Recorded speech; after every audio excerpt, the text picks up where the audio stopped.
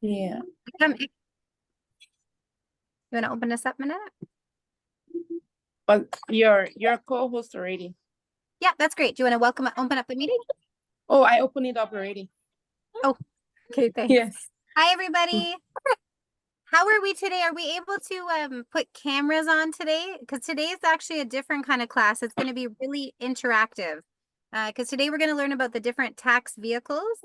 And so I'm going to get you to do a couple of different things on your phones, check a couple of websites. So who's able to be interactive today? If you're at work, you can just post that you're at work. Hi, Steph. You're at work? Okay, I got it. Is anybody able to be interactive? Because I'll definitely need support in terms of having you guys look things up. Steph, you're able to be interactive?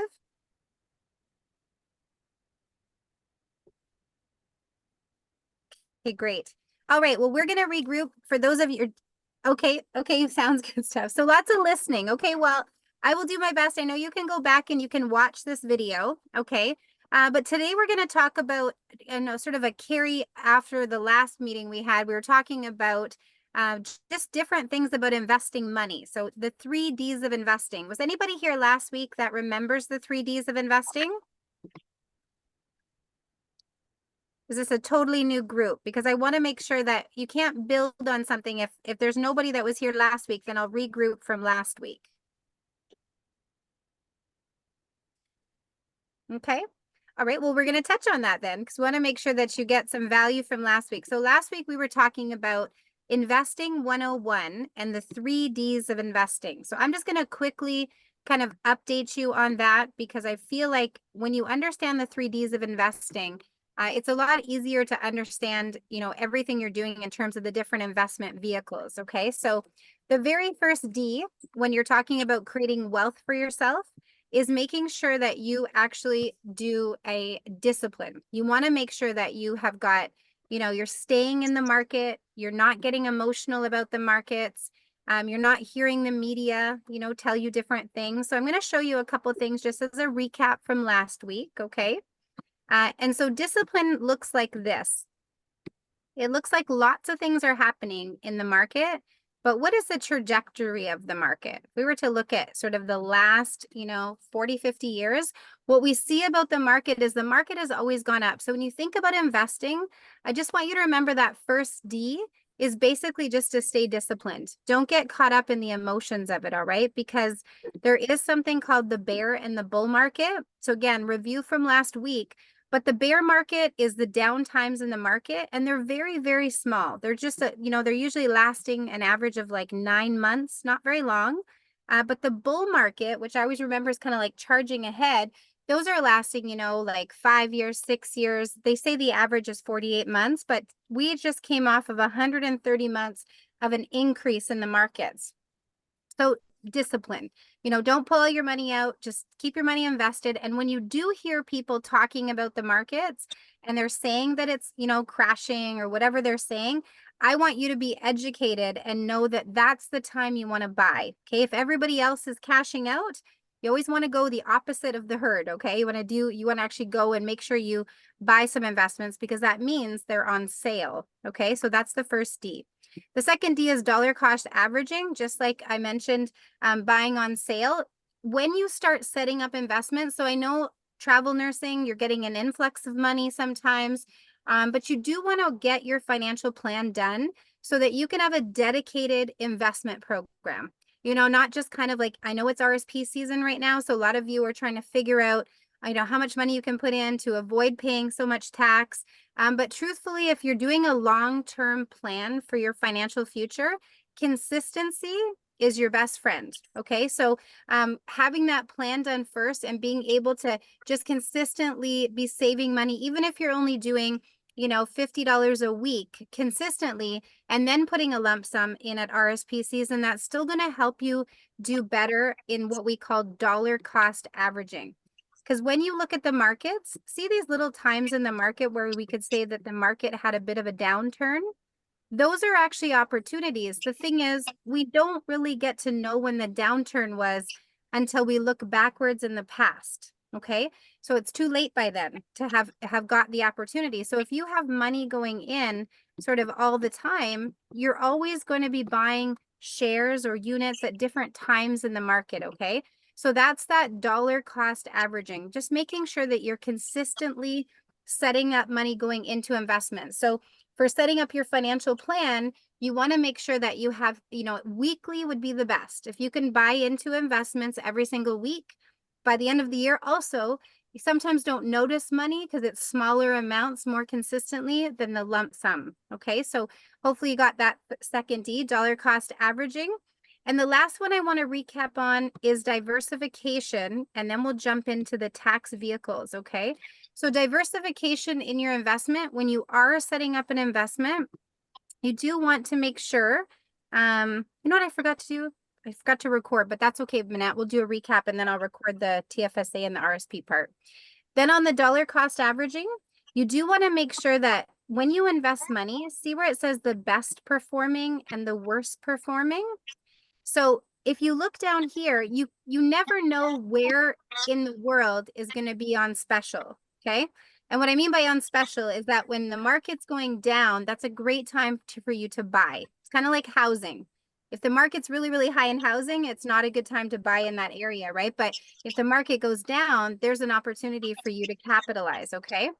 And so if you look, for example, in 2008, when you think about being diversified, and we look at the Canadian equity market, they were on sale. It was minus 33. Now, a lot of people would say, oh my gosh, you know how people tell you, this was my rate of return, and people brag about their rate of return. All you need to know is if their rate of return is really high, it just means their share price is higher at that time, okay? And so if you were to look over at 2009, Canadian equities were more expensive. So would you have rather bought the Canadian equity at, negative 33% or positive 35%? What do you think? Negative 35 or positive 35%? Which one would you rather have purchased the shares? Negative. Yes. But we're so programmed that like negative is losing. You see, we're not right now, there's nobody on here that's retiring in the next 5 years, I don't think, right? So you're in what we call the accumulation phase. The accumulation phase of wealth, you'd rather buy things cheaper, okay? And then they'll go up later, right? And then when they're later on, that's when you're going to capitalize on them. So we don't really care. That's why like when the markets are going up and down, as long as you are diversified, I kind of say it's like a window pane. If you've got Canadian, you've got US, you've got Asia, and you've got Europe, somewhere's going to be on sale at some point, right? We all kind of have like an inverse relationship with them. So if you carry on and you look here, in 2011, the the Asian equity was on special, okay? And then if you look over here, in 2014, you've got the European equity was on special. So again, just being really diversified is going to help you always be winning at dollar cost averaging somewhere in the world. Okay. So before I start the recording for today, that was just kind of our recap from last time. Anybody have any questions about that? Any questions? Makes sense? Okay. Yes. I have a question, Joe. Sure. So my question is, where can we find this? Like, how do we know when the market is down? Where can we access the different means of investments? I don't know if that's too far-fetched a question, but No, it's perfect. It's a great question. So I know that for those of you that were here last time, we said the first step to investing is to do a financial needs analysis. Okay, that's the first step because we've got to figure out step 2 is your budget. We've actually got to set aside money that we dedicate to savings, right? Like if we don't actually dedicate specific money to savings, there's never going to be a day that you wake up and go, oh, I suddenly have all this money to invest. We always find something for money to do, true? So you need to make it a priority, just like we find money for our cell phone bill, we find money for our taxes, you know what I mean? We find money for everything we put as a priority. I do find that most Canadians, savings is kind of an afterthought. It's like, if I have money, I'll save. but we've got to put it in the forefront because in fact, your biggest debt is your retirement. So if you want to think about that, you know, people think their house is their biggest debt, but your retirement is your biggest debt. If you don't start funding it, then you're going to have to work forever because you're not going to have enough money that's going to work for you so you don't have to work anymore. Okay. And I'll give you a funny little something I say about that in a minute. But so you got to find the budget. So the financial plan, figure out the budget. Then you have to figure out the vehicle. That's today what I'm going to touch on. I'm going to touch on like what vehicle do you choose? Because a lot of people jump right down to the investment. Okay. And the reason why the vehicle is really, really important, okay, is because again, if you're looking at, you know, somebody who's self-employed and they don't claim a lot of income for tax purposes, and then they go put a bunch of money in an RSP, it's really not going to benefit them. And they maybe don't understand that. They just hear the word retirement savings plan and they think that's where they're supposed to save. But those vehicles that we're going to talk about today, they're designed specifically to save you money on taxes, but you have to understand how it's saving you money on taxes. So you don't use the incorrect vehicle at the incorrect time, okay? Then we teach the 3 Ds of investing, okay? And then we pick the investment, like Manette said. Then we'll decide, okay, are we going into mutual funds? Are we going into segregated funds? There's different vehicles out there to invest, right? Now, we do have access to that. You can ask me about that. We can introduce you to wholesalers so you can start to get into some of those great investments. But for most of you on here, we've got to get first the first 3 steps, okay? Because we need to figure out exactly what your situation looks like, okay? So everybody clear about that? Any questions about that? I always say clear as mud or clear? No, that's good. Okay, good. All right. So here's what we're going to talk about, because when we look at your financial future, this is kind of the best way for me to describe why we need to create some wealth and we need it to be tax efficient, because this picture I'm going to show you, you know, when we first start out in life, okay, what's the number? A lot of you are new to Canada, I think. What's that number that you need so you can work in Canada? Anybody know what it's called? They tell you to protect it. It's your PIN number. Your SIN number. Okay, so this will be an easy way for you to remember this, but they tell you to protect your SIN number, okay? Because that gives you the ability to work in Canada.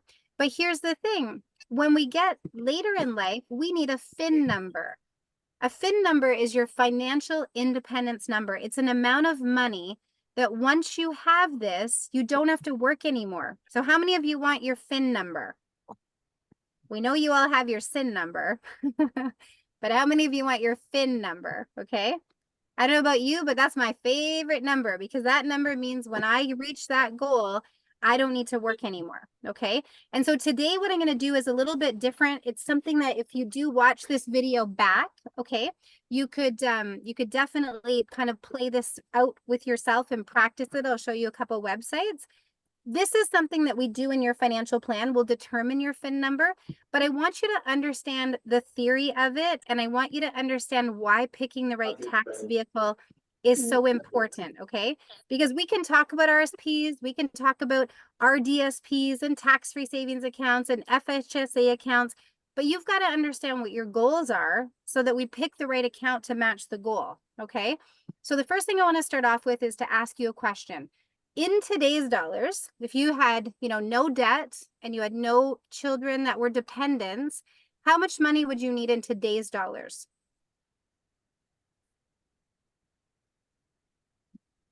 Per month in income. So think about your income. How much money would you need in today's dollars?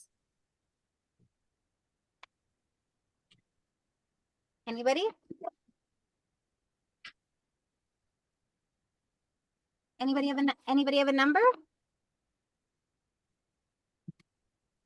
All right, everybody's busy. Sorry, ask the question again. I got distracted. Yeah, that's okay. How much in today's dollars would you want to have? So you're in retirement, your mortgage is paid, your kids are independent. How much money in today's dollars? 5K a month. Okay, Tiga, thank you for participating. So we're gonna say 5,000. Now, is it fair to say that most of you here have about a 20-year time horizon. Is that fair? Mm-hmm. Let's Yeah. say so. Okay. So what we know about 5,000 is that in 20 years from now, 5,000 needs to be 16,000 because of inflation. Did you guys know that? So the I true once heard it from you. okay, so the true value of 5,000 today needs to be 16,000. And this is where people they don't really have like I would say a realistic understanding of retirement, okay? So we're going to talk about building your financial future, and it's like a chair. You'll see me draw this many times because we've got to start to look at life as creating multiple streams of income, okay? So what are some streams of income that you know about? Tell me some different ways that you hear of people getting paid in retirement. Maybe from houses that they've invested in and they're getting rent. Money Rental from income? rent. Yep, perfect. What else? Business. Business income, yeah. Okay, what else?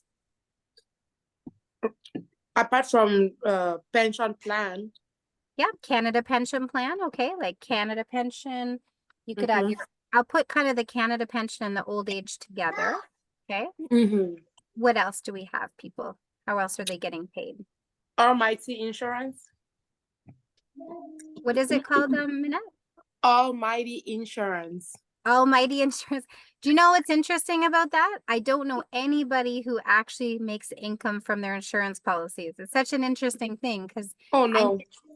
I do meet a lot of people who buy insurance because they think it's going to be a big investment. But in my 20-year career, I've never seen anybody retired on insurance. So that's for another training class, but that's a little thing you should pay attention to.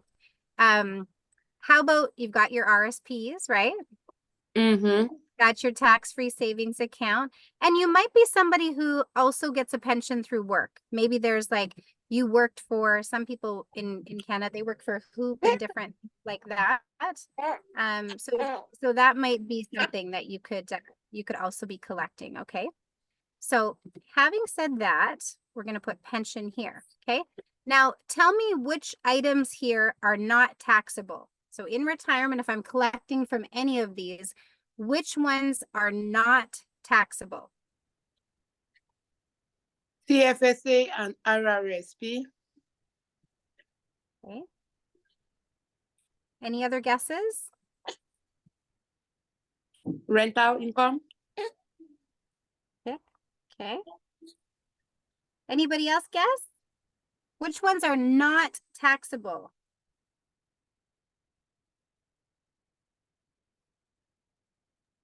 I just believe everything in Canada is taxable, so I don't know whichever is not. Okay, Vivian. So this is the only thing that you won't have to pay tax on, okay? Every other, even rental income's taxable. I mean, obviously there's some things you can write off. Pension, business income and rental income would be the next two that are the most favorable ways to be taxed. But pension income, CPP, old age, and RSP, those are all 100% taxable. When you add them all up, they create your fully taxable income, okay? Now, the reason I'm saying that, and same with RSPs. So why I say that too is because when you have a financial plan, the number one thing I tell people to do is decide on your tax bill now. Create your financial future, the money you want to have, create it based on the money you want to have in your pocket. Because if all your sources of income are taxable, you've got to know where you're going to pay your tax bill from in retirement so that you don't have to go back to work. How many of you know somebody who's gone back to work because of their tax bill? Happens, right? They get behind. So I'm going to show you a couple of things. Okay, so inside this book, the Investor 101 book, I'm going to go over, and when we talk about the different vehicles, we're going to talk about who uses what. Okay, so here's really the only vehicles, that when we talk about that step 3, these are the vehicles. The only one missing on this is the first time home savings account. They just came out with that one. Okay. But here's what you got to know. You got to know your goals, right? And you got to know your situation. So I'm going to lightly touch on these. We can go into more depth, but an RDSP. Now, why you need to know about that is because if you have a child with a disability, or you have a disability, or your spouse has a disability, this is an important thing to know because the government can match up to 300%. Not always 300%. It depends on your income, but if you put in $100 and the government was going to give you $300, that would be a 300% return on investment. So if you don't sit down with somebody who does your financial plan to determine if you're eligible for that, you could be missing out on a 300% return on investment, right? So again, that vehicle would outperform any mutual fund, okay? Any stock. So you want to know about it. You just want to, and listen, if you don't have anyone in your family who has any disabilities, well, then you don't need to learn about it, right? So it's also important to make sure that you keep the information you're learning, I would say, like, for your situation, because there's a lot of information out there. So I would say keep it simple, sweetie, right? Now, RSPs, okay, RSPs are really important. If your income is, like, I would say over 40,000, I mean, because at some point, if you put money into an RSP, it isn't really going to get you that much of a tax refund back. Now, you would talk to your accountant. That's why we have Friday's workshop.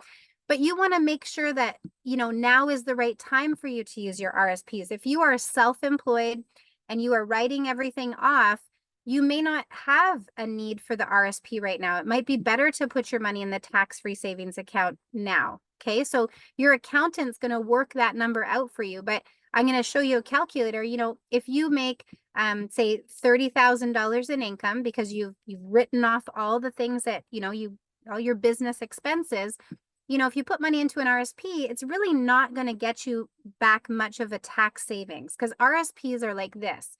If I put $10,000 into an RSP, it reduces my income. So by whatever amount I put to the RSP, that gets minus from my income.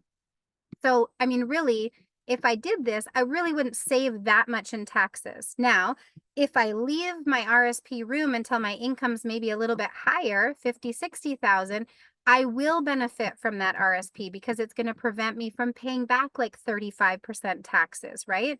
So you want to make sure that, you know, you're not using RSPs just because they say retirement savings. You're actually sitting down, doing your financial plan, and determining if, based on the income that you're claiming, does it make sense for you to do RSPs, okay? Because the tax-free savings account is also a wealth account.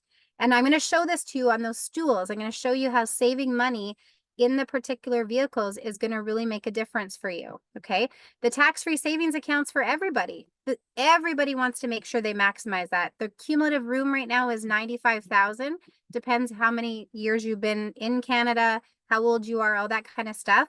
But for those of you that have been around, it is 95,000. So there's a lot of room to put money in there. And that is the only place that when you put money in, it doesn't give you any tax benefits on saving you taxes when you put the money in, like an RSP, but it grows tax-free and there is no tax when you take it out. So when you're thinking of your FIN number and getting to retirement and having money that doesn't cause a tax implication, that's your only vehicle to do that. So you want to be growing that as fast as possible and as much as possible, okay?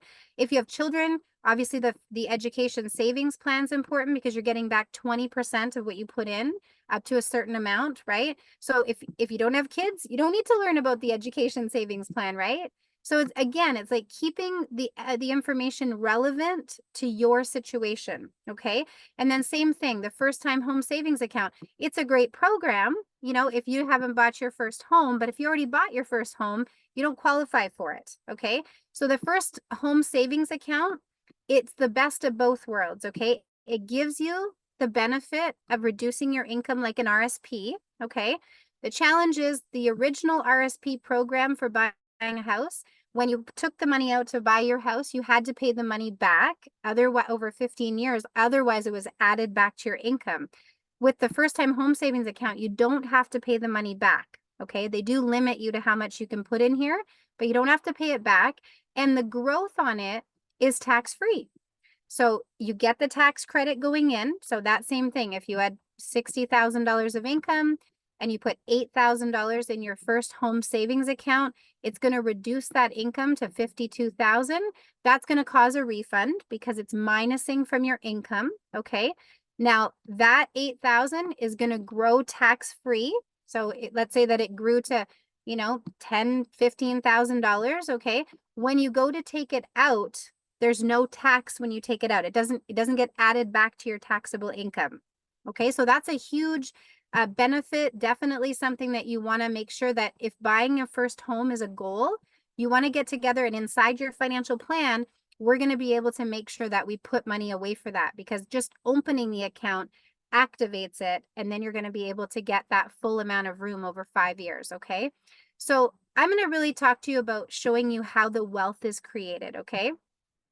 Just because I think sometimes we learn about these programs, but we really don't understand, okay, how am I going to get there? So we're going to talk about the RSP and we're going to talk about the TFSA.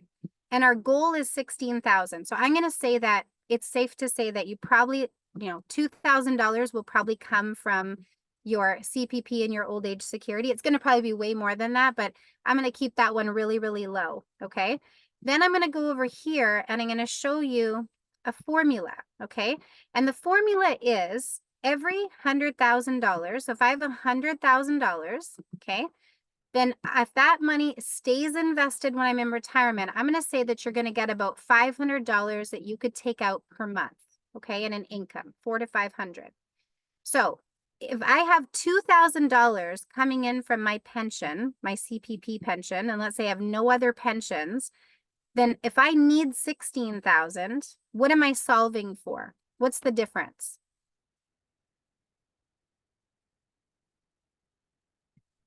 Who knows the difference? 14,000, right?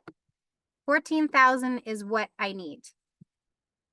So is it safe to say that some people will have maybe some rental income? You think rental income will be part of your goals? Maybe, okay. Let's say that somehow you have a bit of rental income. Again, you can design this however you want to. So that would be, now I have 4,000. So maybe I'm solving for 10,000 now. So if I need $10,000 coming from my RSP and my tax-free savings account, then I need to go, okay, well, I've got $500 is what I get for every 100,000 once I'm invested. So how many times does 500 go into 10,000? 20 times, okay? So between these two accounts, I need to accumulate over $2 million in order to be able to collect $10,000 in income, okay? Now, when we go to a calculator, all right, and again, if everybody was able to participate today, it would be a lot easier because you guys would be able to see this yourself, all right? But I'm going to take you to the MoneyChimp calculator, okay? So just, you can go to Google. For those of you that are going to watch this back, just go to MoneyChimp compound interest calculator. It looks like right there. And so now what happens, we're looking for how much money it's going to take to get to $2 million. Okay, so if we've got $1,000, I'm going to say even 10,000, 10,000 a year. We've only got a 20-year time horizon. So we got to try to figure out how much is it going to cost? How much is it going to take for us to get to 2 million? Now, 20 years is a long time. So basically, or not a long time. So I'm going to say some of it, we have a little more time. Let's say we have a little bit more time. So it won't work at 10,000. Let's try 20,000. Because some of you travel nurses right now are making really decent money, right? So let's go to here. And you got to know your number. You got to figure out what's it going to take. How much is it going to take for you to be able to retire? So if it's 25,000 a year, let's try that number. Again, when you do your financial plan, it's going to all give you the number anyways, how much you need to save. Okay. So you need longer. If you have a spouse, you both can save. Okay, so you need about $40,000 annually. Okay, so again, if that's only if you have a 20-year time horizon, if you start when you're younger, some of you on here are younger, you don't need to save as much money, probably closer to 25,000. So, oh, it's even not even, just 20 then. Good. So here's what I want you to look at. If you save, let's say that for your RSPs, okay, because this is the thing, right? Let's say that 10,000 of that is going to be in RSPs per year. You're going to go and you're going to dump in $10,000 a year to your RSPs. That's $800 a month.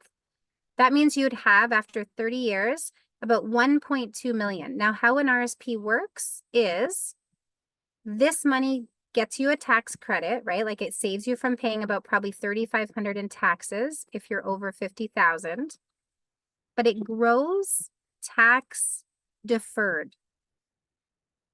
Okay, so what that means is that this money, you didn't pay tax on the growth. This is an RSP.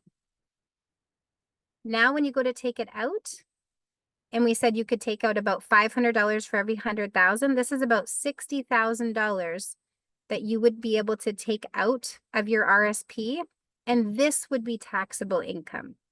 This could still stay invested, but this would be your taxable income, okay? Now, remember that number, because we're gonna do the same thing with your tax-free savings account. So remember, RSPs grow tax deferred, but when you go to take the money out of it, you have to pay tax on it. Now, let's say that this other 10,000 we saved was in a tax-free savings account. How this works is basically there would be no tax benefit putting the 10,000 a year in, but the growth of 10,000 over to 1.2 million is tax-free, right? And then when I take out the 60,000 a year in interest, this does not get added to my taxable income. It's as if I didn't make it. Now, why that's important is because if you look at your actual principal, okay, you only, in this example, this would be like putting in $300,000, but growing it to say $1.2 million. So that is basically 900,000 of growth that you didn't pay any tax on. And when you take the money out, it's still going to be invested in retirement. That 60,000 is still tax-free. So if we come back over here and we're like, okay, this RSP is going to pay us 60K. This tax-free savings account is going to pay us 60K. So my total income, so this is taxable. This CPP is taxable, that's 24,000. The rental income is taxable. Now I might be able to get a bit of a tax break on it, but I'm going to have to pay tax, add that and this and whatever income I have here. That's going to be my full income. Now the question is, if you don't have the tax-free savings account, where would you pay the tax bill from on all the other sources of income? Like, let's pretend you don't have the tax-free savings account. Let's pretend this isn't there. How are you going to pay taxes on $100,000+? What do you think? What are your options?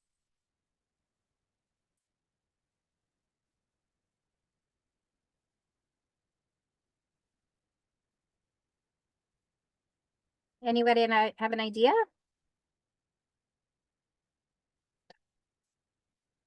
Well, you'd have nowhere to pay it from. You'd have to then maybe cash out more RSPs to pay the tax bill for the following year, you know, and then you run into like this perpetual tax problem. But if you just make sure that you actually have your tax-free savings account, imagine you could have an extra $60,000 to play with, and it's not added to all your other taxable incomes.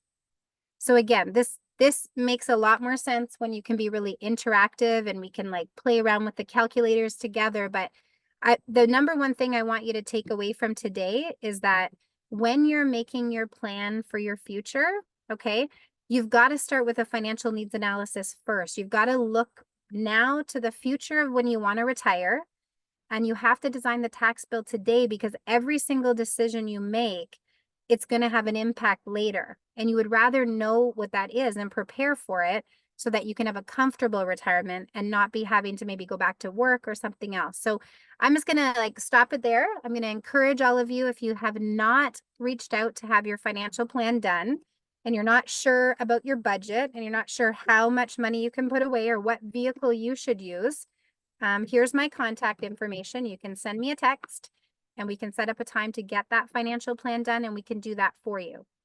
Any questions? I'll just open it up for 2 minutes to see if anyone has a question before logging off. I hope you got some value. You can even come off mute and just say one thing you took away.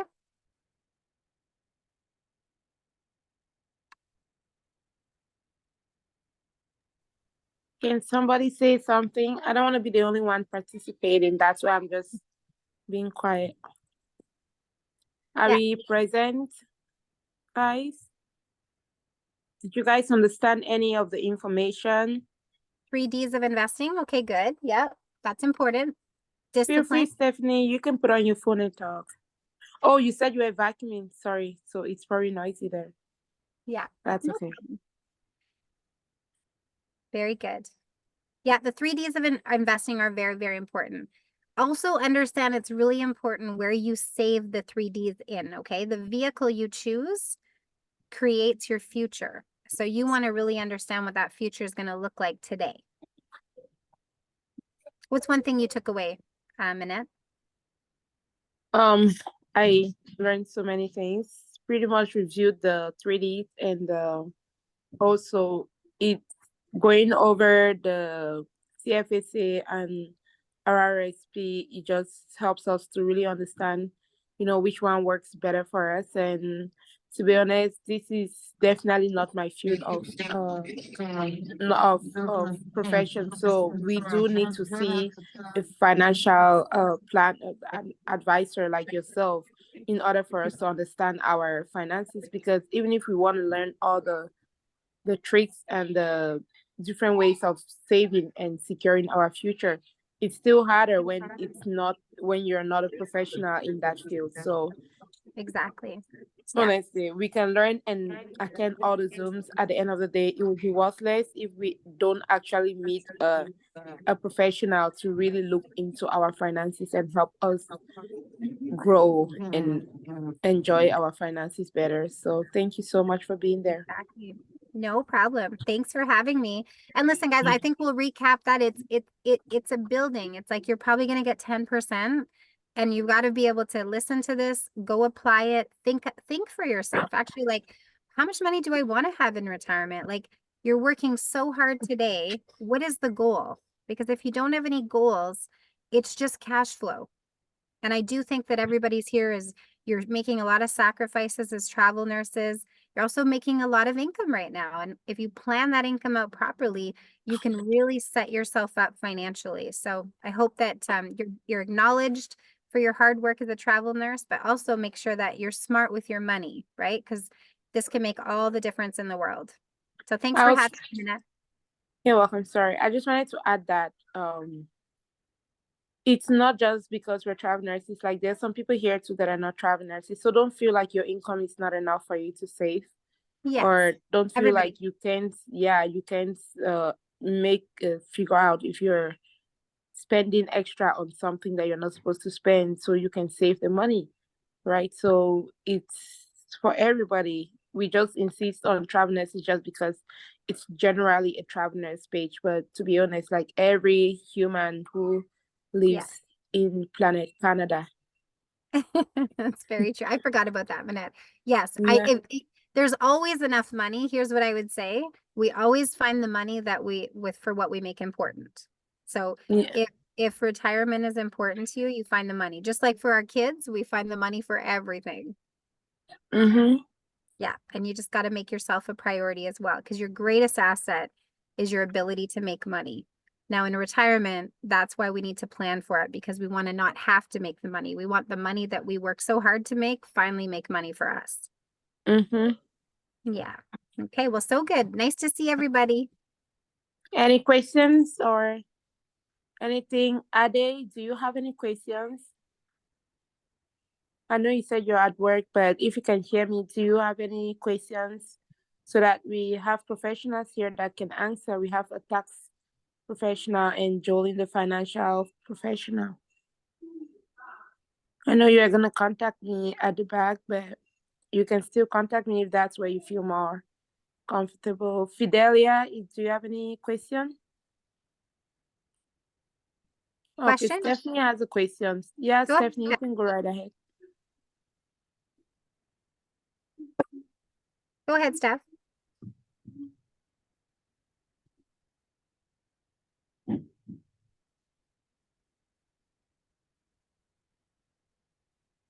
Yep. If you put money in RSP now, yeah.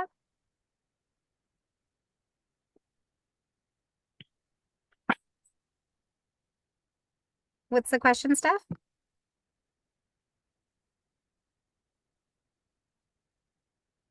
Can I take it out after tax filing? So some people, is that the question? Yeah, a lot of people do that. I'm typing, okay. I think the question is if you put money in now to get the tax refund, can you take it out after? Is that the question, Steph? Yes, I forgot I can use the mic. Yeah. Is that your Like, question? when say I put 20,000 now in it, Yep. I file. At what point do you access that money? Like, I mean, it's retirement and all of that, but can you say use it for, other things you want to take it out?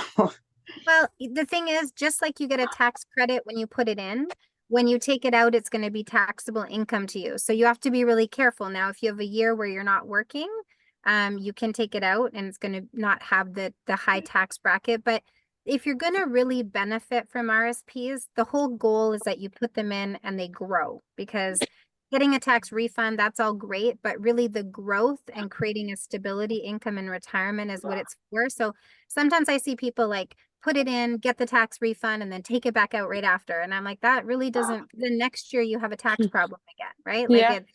so again, Steph, Yes, I forgot that part, that it will be yeah, taxable if I that's took it out. But what if I transfer some money from who to RSP? Is that well, possible, by the way? well, when you have Hoop, so if you have a Hoop pension and let's say you've left your pension company, you'll get to keep that in kind. You'll be able to transfer the money out. The cash portion is taxable. Mhm. So are you cashing out from Hoop, or because you can't transfer money from Hoop unless Yes, I you, was thinking of transferring it to the bank, but I'm still not sure, and I have a limited time to do that too. oh yeah. So Steph, you probably got a package. So you should sit down with me and I'll explain your package to you, because Oh, okay. when Yes. you do the Hoop transfer, there's a big tax implication the year that you actually take the money out, and you got to shelter it from RSPs. Otherwise, you're just going to give it all back to the government. So Yeah. I've helped a lot of nurses do that. So you got to make sure you do that very strategically. Okay. Okay, I need to book to talk with you then, because Yeah. Sounds good, I'm hon. not too sure. I'm kind of depending only on the bank to explain to me, which is not necessarily on my side, right? So Yeah, they don't. Well, you know what it is? They just don't really, they look at it as like, oh, you're going to invest some money, because banks care how much money you're bringing and how much you're going to yeah, add. But they're not really doing any tax planning for you. They're not doing overall financial planning for you, right? right. Yeah. All right. So I'll talk with you then, so we don't hold Okay. up the other people. Yeah. Sounds great, Steph. Great Thank question. you so much. Okay. Have a great night, everybody. All right. You Thank too. you all. Thank you all for Bye. being here. I hope you all learned something. And Thank you. Thank you. Tanya, do Minute. you have anything to say before we close? Because Tanya has been here. Yes. Hi, Tanya. She might be still busy too. Okay. Okay. Vivian, Mommy, do you have anything to say? Because I know you always want to meet Jolene. Nothing to say. Just wanted to get an idea of what is happening today, so I can maybe build on it for mine. For sure. And like follow up, right? So then it kind of ties into each other. But it was awesome. And thank you for that, Jolene. Yeah, no problem. Yeah, Mhm. Tanya, what would be great on the tax side would be like showing them like when it doesn't really make sense to do the RSP, because people just hear retirement savings plan, but if you're able to write off so much stuff for split incomes and get incomes lower, like that would be important to understand. And then also sometimes like if people are going to get a tax refund, they can get their tax refund and use that to maximize their tax-free savings account or pay debt. Sure. Yeah, good. Thank Thanks, you guys. so much, Tanya. Thanks, guys. Come. Bye, everyone. Bye, guys. Bye-bye.